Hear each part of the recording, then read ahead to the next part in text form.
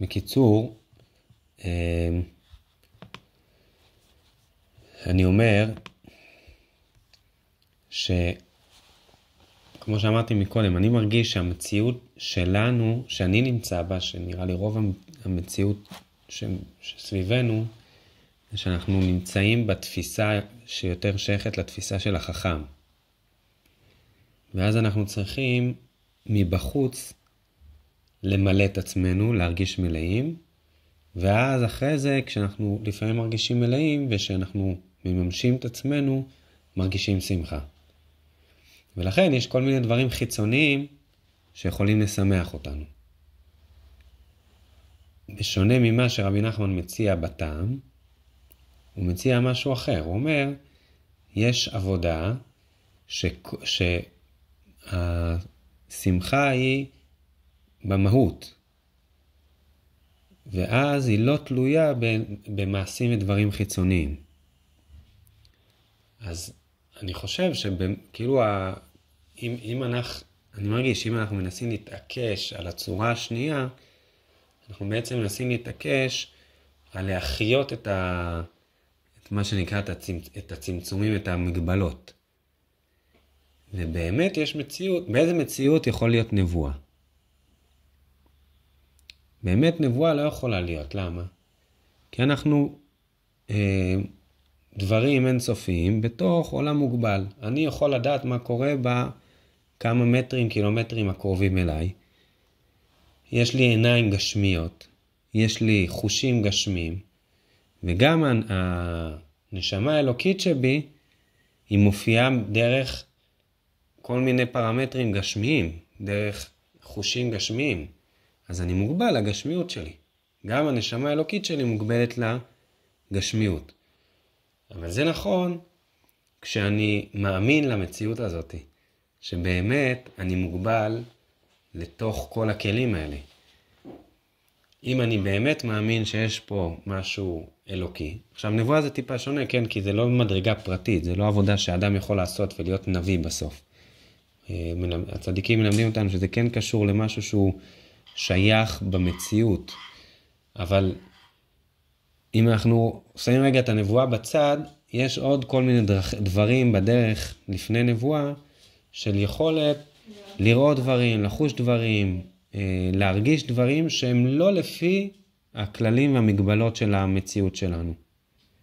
אז בעצם אני חושב שבעיקר מה שהיום מצמצם אותנו מלחיות דרך הנשמה האלוקית שלנו, זה אנחנו. בעצם זה שאנחנו מאמינים ונותנים את עיקר המשקל לגוף שלנו ולצמצומים שלנו ולמגבלות שלנו.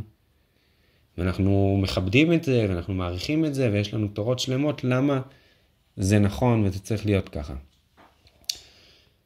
אפשר לשאול, האם הסיבה שהקדוש ברוך הוא ברא את כל הגוונים והיופי והאינסוף טעמים ואינסוף דברים שהקדוש ברוך הוא שם בתוך המציאות, האם הוא עשה את זה רק בשביל הניסיון? רק בשביל שנשתעבד למציאות הזאת? בפשטות לא. גם שלמה המלך העלה על שולחנו ברוב פאר והדר דברים בטעמים שונים ויופי שונה, והוא קיבל את היופי, והמקדש היה מקום יפה. יש ערך לאיך שהאלוקות מתגלה במציאות, שהיא תופיע באיזושהי צורה מסוימת, שלפי שפת העולם זה יפה ומכובד. אבל זה לא מגביל אותי שרק ככה אני פוגש את המציאות, את הקדוש ברוך הוא במציאות. אני יכול להגביל את עצמי לזה. בזה אנחנו עובדים לצערי. אבל מה שאני מרגיש שרבי נחמן מציע לנו, לשנות את הנקודת הממוצע שלנו, את הבסיס שלנו. שהבסיס שלנו יתחיל ממקום אחר. הבסיס שלנו יתחיל מזה שאני לא מחפש מה ישמח אותי. אני לא מחפש מה ימלא אותי, איזה מעשה שאני אעשה, איזה מאכל שאני אוכל, האישה שלי, החברים שלי, שום דבר. אני מתחיל עכשיו מאפס. מה יש לי? מה הריבונו שלנו נתן לי? עכשיו. מתחיל לאסוף את זה. זה אולי קצת קשור לעבודה של נקודות טובות. מה עכשיו יש לי? עם הדבר הזה, אני מבסוט. אני באמת שמח, למה? כי הקדוש ברוך הוא עכשיו בחר בי, והוא מגלה אור, והוא מגלה טוב דרכי. מה יכול להיות דבר יותר מבסוט מזה? שהאין סוף ברוך הוא בחר לגלות איזושהי נקודה, מאוד מאוד קטנה, הכי קטנה שתהיה, אבל הוא בחר לגלות את דרכי. המלך, זהו שאני כל היום רצים, הם מחפשים אותו, ושואלים איפה הוא, ובוכים, ומתגעגעים, מתי נפגוש אותו, הוא פה. מה אנחנו צריכים לשמוח בזה? אנחנו לא, בסוף אנחנו צריכים לשמוח בזה איך אומרים, שם השם מתפרסם בעולם, לא מה זה משנה דרכנו. בסוף אסתר, היא עשתה את מה שעשתה, מרדכי אמר לה, מה שדיברנו פעם קודמת, לא משנה דרך מי, העיקר תעשי. אנחנו צריכים לשמוח בעשייה. נכון. לא, אם זה דרכי או לא דרכי. לא, אבל אני רוצה שכל עוד אני פה עלי אדמות, אני אהיה גילוי של שם השם. אני לא רוצה להיות פחית ריקה בצד. אני רוצה להיות גילוי של שם השם המציאות. השם בחר. למה? לא יודע מה. זה לא מעניין אותי. השם בחר להתגלות כרגע דרכי במציאות. בחר בי להיות עבד שלו. אני מבסוט מזה. זה ממלא אותי, זה משמח אותי. והדבר הזה מאפשר לי להתקדם. השמחה הזאת, עצם זה שאני שמח, בזה שהקדוש ברוך הוא בחר להתגלות דרכי, הדבר הזה זה מה שבונה אותי להיות כלי, שמתמלא עוד פעם מאור השם, ועוד פעם מבסוט מזה, ועוד פעם מתמלא אור השם, ועוד פעם מבסוט כל פעם מההערות שהקדוש ברוך הוא מאיר דרכו. הקדוש ברוך הוא רוצה להתגלות דרך כלים שמחים, דרך כלים שמגלים את האור שלו בצורה של שלמות, לא בצורה של חיסרון. שעכשיו במציאות יש מציאות של שלמות. אם יש שם חיות של אינסוף, אז יש שם נקודה של שלמות. ואת זה אני בוחר לגלות. אני כל הזמן בוחר לגלות את היש. את זה שהשם כן מופיע במציאות. לא את זה שאין. הרב גד אמר פעם, שאני לא זוכר בשם איזה צדיק, שאנחנו צריכים בתיקון חצות להתחיל לדבר על מה יהיה כשיהיה מקדש. אנחנו יותר קל לנו להתחבר לכמה רק כשאין מקדש. שם על זה אנחנו יושבים, על זה אנחנו בוכים, כי רע לנו. כי כואב לנו, כי יש הסתרת פנים. זאת אומרת, אנחנו כל הזמן בוחרים לשים נגד עינינו את האין, את ההסתרה של השם. אבל באמת יש. באמת יש גילוי של שם השם המציאות. ואנחנו צריכים לעשות איזשהו שינוי בכל התנועה, ולחפש את היש. ולשמוח ביש.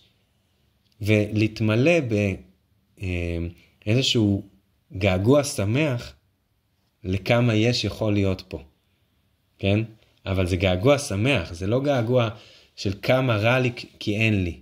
כמה יש לי וכמה עוד אפשר למלא פה. כן? כי אני רק פגשתי עכשיו איזה נקודה. ולאט לאט הנקודה הזאת הולכת ומתרחבת וגדלה ביחס אלינו. ברור שביחס לקדוש ברוך הוא זה לא שיעור, כאילו ביחס אלינו, האור שאני יכול לגלות פה מתוך המציאות, הוא הולך וגדל ומתרבה אם אני בוחר לגלות את היש. ובוודאי שאפשר לראות מי שמסתובב ליד צדיקי אמת, בוודאי שהוא רואה את זה. שהם שמחים, והם מלאי אור, ועיקר העבודה שלהם זה שמחה. ועיקר שאתה מסתובב לידם, אתה מרגיש, אני זוכר שהסתובבתי ליד הרב מרדכי אליהו לא מעט. הוא היה יהודים... אתה מסתובב ליד הרב גד, אתה מרגיש שמחה? אני, בעוונותיי לא הסתובבתי ליד הרב גד הרבה בחיים, אני שומע אותו המון, לא הסתובבתי. אני יכול לספר שאני הסתובבתי המון ליד הרב מרדכי אליהו, והוא היה יהודי כל כך שמח, וכל כך מבסוט, ומי שהסתובב סביבו, רוב הזמן, הבית כנסת שלו היה בית כנסת של יהודים מאוד מאוד מאוד פשוטים, מאוד תמימים, והוא היה שמח איתם ורוקד איתם, ומלא באור כל הזמן, הפנים שלו היו מאירות בשמחה, והוא דיבר על טוב, הוא התעסק בטוב, והוא ראה את הטוב שבעם ישראל, והוא דן לקו זכות.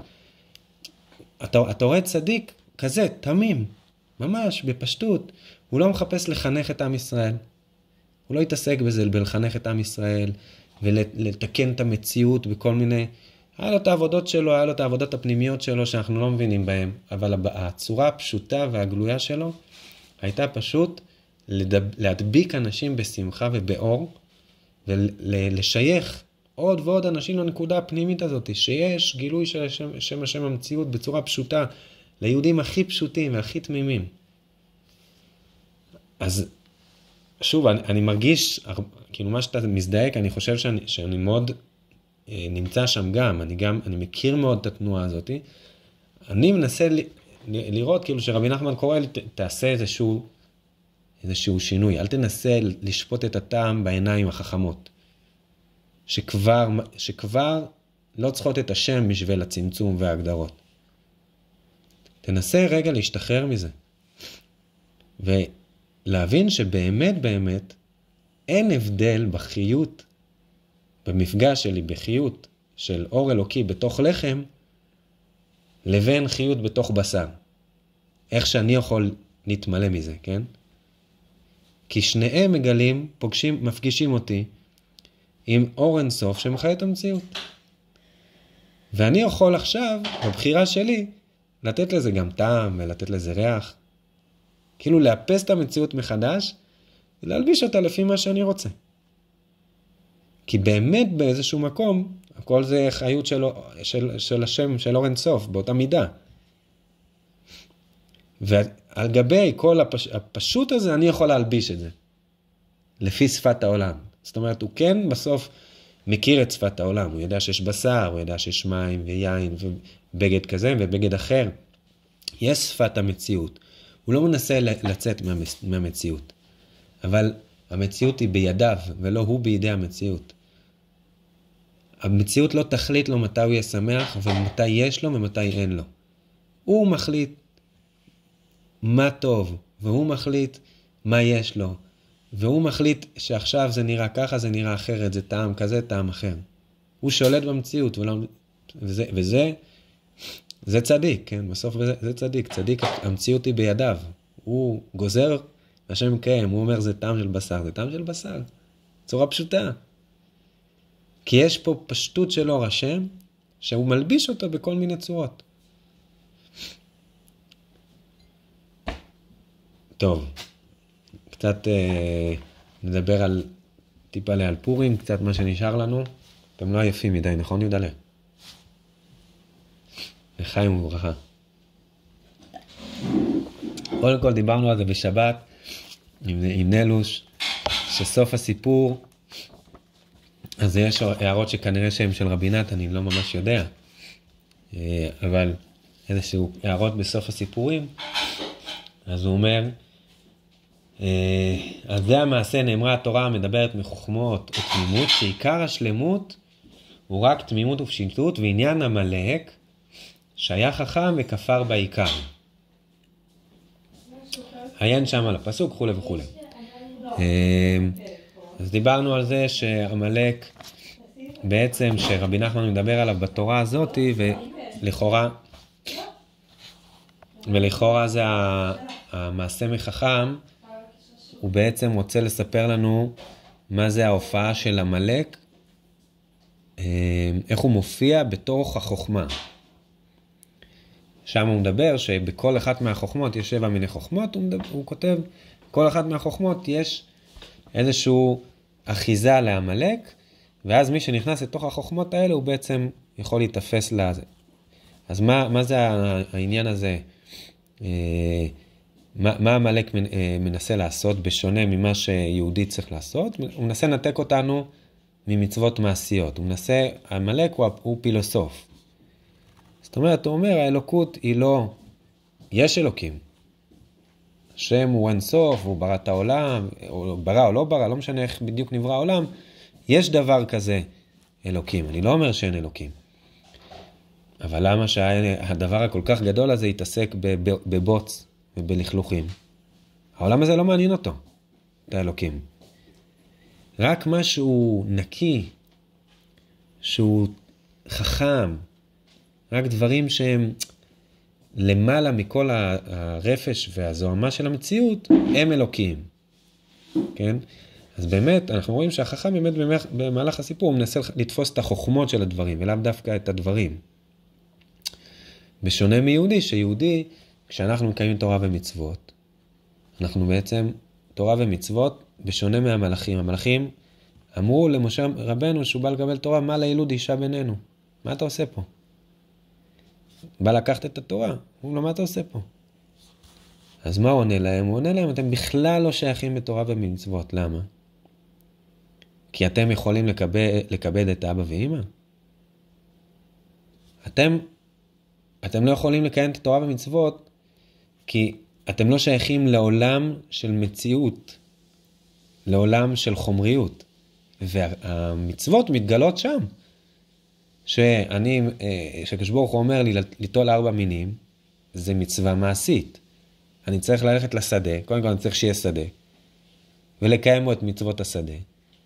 נכון? אנחנו מצווים לכאורה חלק מההכנות לסוכות, זה שיהיה לנו שדה, שיהיה פרדסים של אתרוגים, שיהיה לנו דקלים, שיהיה הדסים, שיהיה ערבות.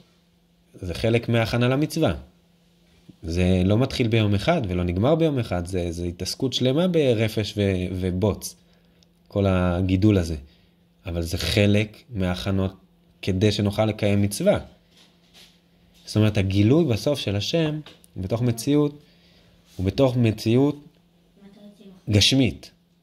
מחויב המציאות, שהדברים מופיעים בתוך מציאות גשמית. ואז אנחנו אומרים בעצם לעמלק, שהוא לא הבין בעצם מה זה אלוקות. לא אנחנו אומרים, צדיקים אומרים לעמלק, אנחנו לא מדברים עם עמלק. אנחנו שותים יין ומסלקים אותו. אבל הצדיקים שמדברים עם העמלק, אז הם אומרים לו שהוא בעצם מנסה להקשיב לעצמו איך תופסים את האלוקות, ולא מנסה להקשיב לאלוקים איך אפשר להשיג אותו. אז עמלק עסוק בעצמו. פילוסופיה היא מתעסקת בעצמה, היא לא מתעסקת באלוקות. כי אם אנחנו מקשיבים לאיך שריבונו של עולם בחר להתגלות במציאות, אז הוא בחר להתגלות דווקא מתוך מצוות מעשיות, מתוך העולם הזה.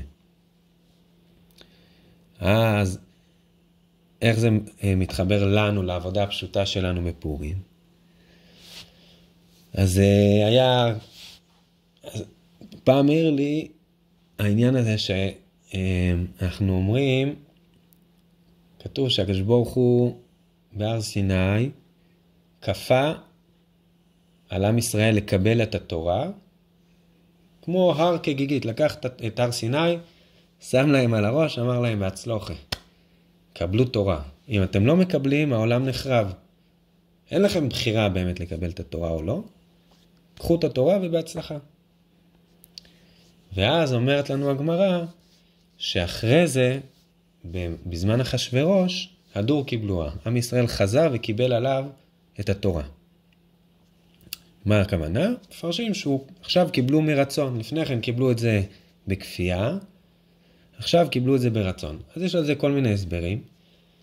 ואני חשבתי שבעצם אנחנו יודעים שפורים מופיע בחודש אדר. חודש אדר זה החודש האחרון של השנה. ובעצם אנחנו סוגרים עכשיו תהליך של חגים. החג הראשון זה פסח, נכון? זה המועד הראשון. אם אנחנו מתחילים מניסן, ראשון לחודשי השנה, אז הפסח זה החג הראשון, ואז יש איזשהו תהליך שיהודי עובר מפסח עד לחודש אדר. חודש אדר זה בעצם סיכום, זה האלול של המועדים. האלול של המועדים זה חודש אדר, זה החודש ה-12. ובעצם באיזשהו מקום אנחנו עובדים את השם בתוך המציאות, על פי מה שהקדוש ברוך הוא אמר לנו. אמר לנו ליטול לולב, נטלים לולב, אמר לנו לאכול מצה. בתוך כל הדבר הזה יכול להיות לנו כל מיני פניות, יכול להיות לנו כל מיני עוד כוונות לשם שמיים, לא לשם שמיים, אבל לא מכוונות לתוך המצוות שאנחנו עושים. שהם לאו דווקא כי השם ציווה, לאו דווקא כי ככה השם רוצה להופיע במציאות. כשאני אוכל מצה, אני יכול להכניס בזה עוד כל מיני מחשבות. כשאני נוטל 4 מינים, כשאני ער בליל שבועות, אנחנו יכולים להכניס בתוך זה כל מיני דברים. ואז מגיע פורים, ואז אנחנו מקבלים בחזרה, עושים איזושהי קבלה בחזרה של כל המצוות, אבל לא בגלל הדעת שלנו, אלא בגלל האמונה. הדור קיבלו, הכוונה היא שאנחנו חוזרים לקבל את כל מה שעשינו כל השנה, כל המצוות שעשינו כל השנה, אנחנו רוצים לקבל אותם מחדש ולהגיד להשם, רגע לפני הסוף, תדע לך, שאולי זה היה נראה שעשיתי את זה כי, ועשיתי ככה, התפללתי מנחה ככה, והתפללתי מעריב ככה, כי חשבתי שמסתכלים עליי, כי יצא לי טוב ככה, כי היה חסר לי, עשיתי את המצווה הזאת כי אני מאוד אוהב אותה. כל דבר כזה במקומו מונח, זה בונה אותי, זה עושה, אבל באמת באמת אתה יודע למה עשיתי את זה? אני רגע שם את הדעת בצד, עשיתי את זה רק באמונה. אני לא יודע לאן הדברים האלה ייקחו אותי. נכון, כשאני מסיר את הדעת, בפורים אני לא יודע לאן זה ייקח אותי. אני בעצם משליך על השם את הביטחון שלי לגמרי, אני חי באמונה שלמה, שגם שאני רגע מסיר את הדעת, אני יהודי כשר. בלי דעת אני יהודי כשר. כי אני גילוי של אור השם במציאות. ואז אני זועק את זה בפורים, ואני אומר לה, ריבונו של עולם, קח את הלולב שלי, וקח את תקיעת שופר שלי, ואת כל המצוות שעשיתי. ותדע שאני עשיתי אותם רק בגלל שאתה אמרת. ורק בגלל שאני מאמין בך באמונה שלמה. אז בעצם יש פה איזשהו, בפורים, אנחנו אוספים חזרה את כל המצוות. כל החגים נמצאים שם בתוך פורים, בתוך החג האחרון של שנת החגים.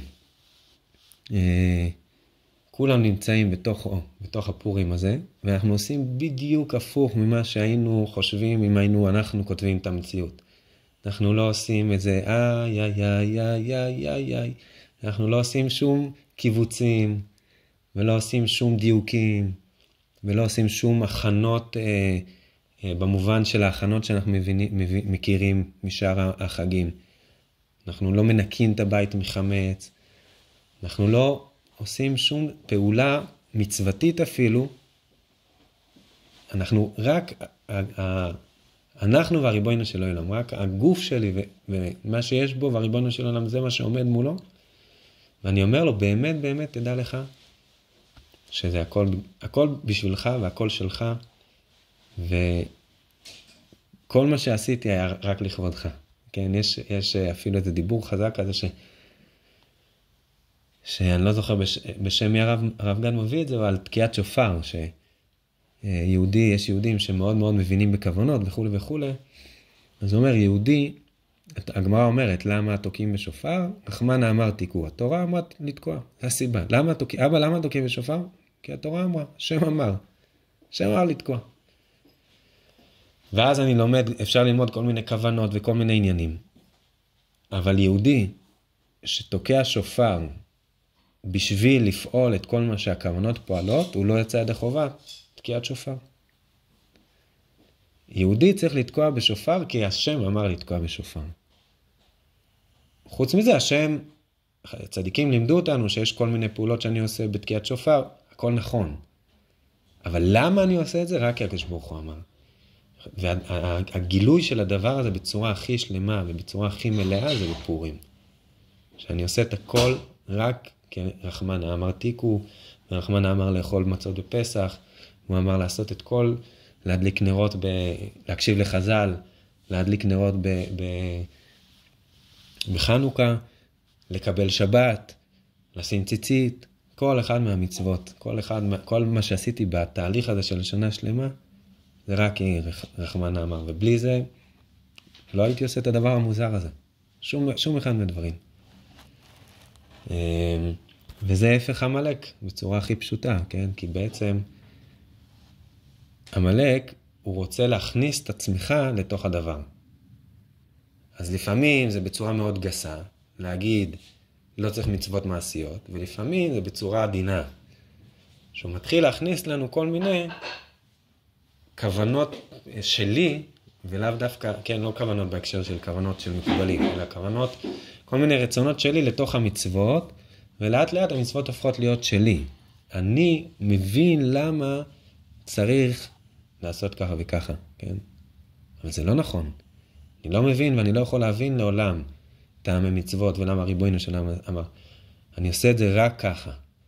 ועל גבי זה יש דברים שאני יכול להרוויח מזה, שאני יכול לבנות את עצמי מאיזושהי הבנה במצווה כלפי עצמי וכו' וכו', אבל זה לא במהות המצווה.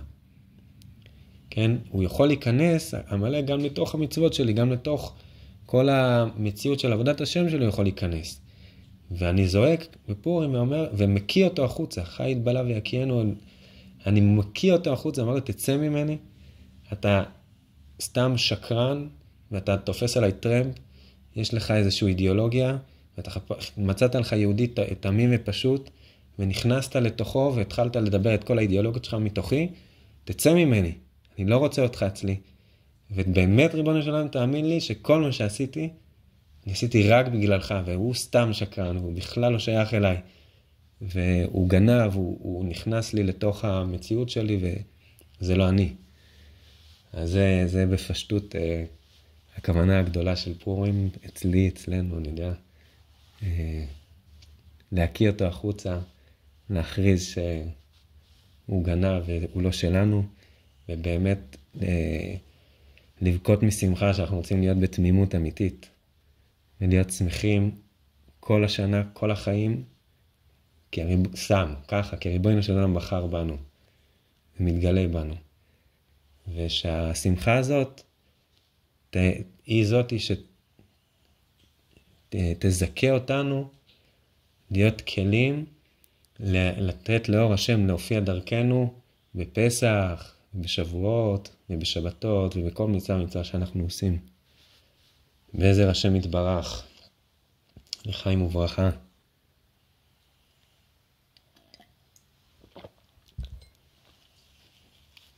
אוי. לא רוצים ללכת. אז עכשיו אתה תתחיל לדבר, יהודה לי. אני דיברתי מספיק. ובואו נעשה אחרי זה בקבוק.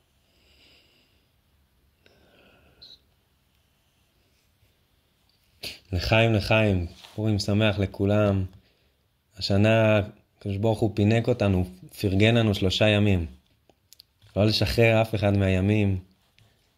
לאחוז בקדוש ברוך הוא מהשביבי הערות שיש לנו, גם אם אנחנו לא בירושלים ביום ראשון, שגם שם זה פורים מאוחר ורק סעודה, ואפילו בלי מצוות של מגילה, להאחז כמה שיותר באור הזה, להשתולל כמה שיותר מהאין סוף שמתגלה ב3 ימים. תראו מה זה, היהודים האלה משוגעים, איך הם מצליחים למרוח את האלוקות על כל המציאות.